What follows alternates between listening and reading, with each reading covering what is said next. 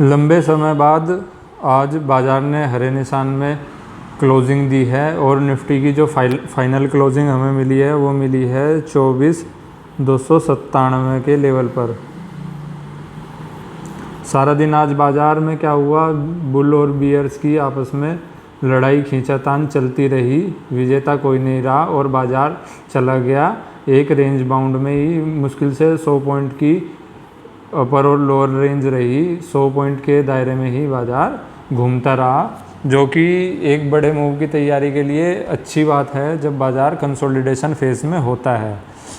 पहले की वीडियो में आपने इस trick of option learning YouTube channel की पिछली वीडियो जो ट्रेडिंग साइकोलॉजी की थी उसमें बताया भी गया था कि बाज़ार का बिहेवियर क्या होता है। बाज़ार का बिहेवियर होता है कि जब कोई डायरेक्शनल मूव चल रही होती है अपवर्ड या डाउनवर्ड,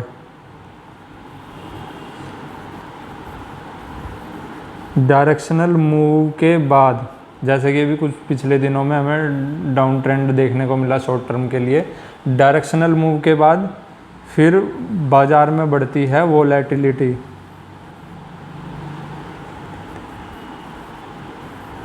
वोलेटिलिटी बढ़ती है बाज़ार में। वोलेटिलिटी बढ़ने के बाद फिर फेज़ आता है कंसोलिडेशन का।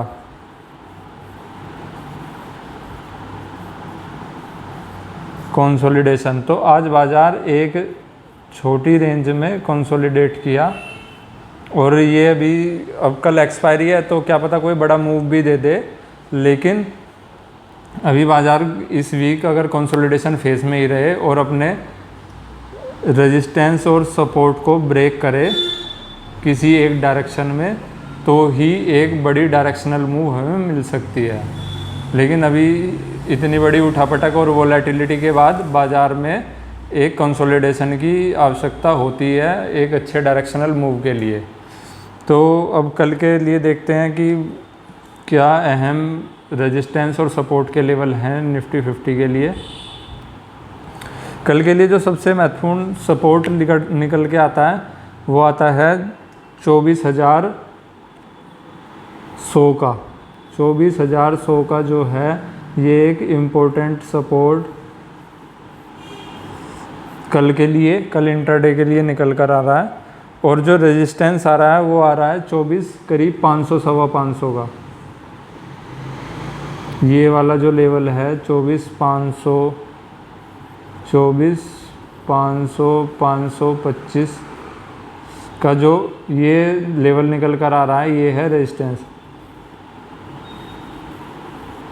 ये रेजिस्टेंस निकल कर आ रहा है 24,500, 525 का। अब कल बाज़ार संभावना तो ऐसी है, अगर ग्लोबल संकेत ठीक ठाक रहे, कहीं कोई बम ना फटा, तो संभावना है कि कल एक गैप अप ओपनिंग हो बाज़ार में।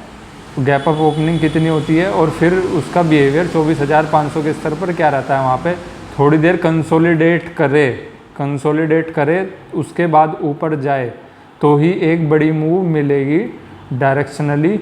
लेकिन अगर 24,500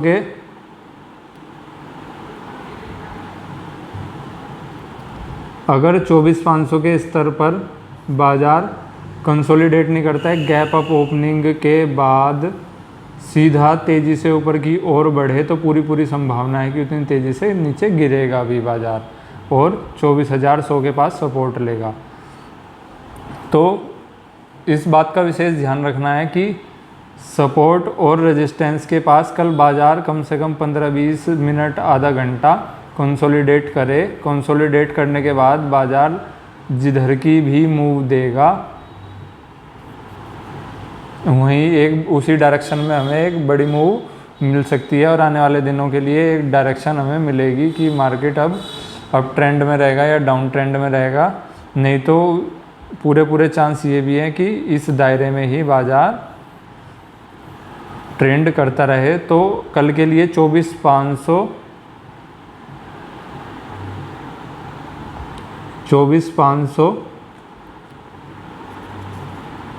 और 24,100 इस रेंज में कॉन्ट्रा ट्रेड कर सकते हैं हम। ऊपर के स्तरों पर अगर डायरेक्शन नहीं मिलती है तो ऊपर आने पर पुट और नीचे सपोर्ट पर आने पर कॉल बाय कर सकते हैं।